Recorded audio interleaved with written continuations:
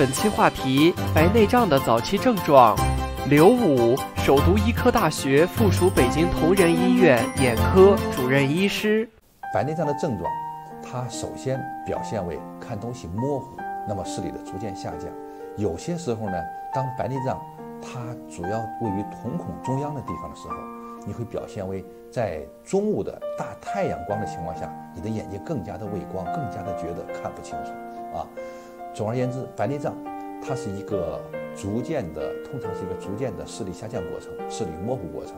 当然也不排除有些原因可以造成白内障发展的比较快啊，特别是眼内有其他一些疾病。那么这时候呢，可能你会迅速的造成视力下降。所以说呢，怀疑自己是否白内障，到医院进行一个简单的检查，就能够一目了然的知道了。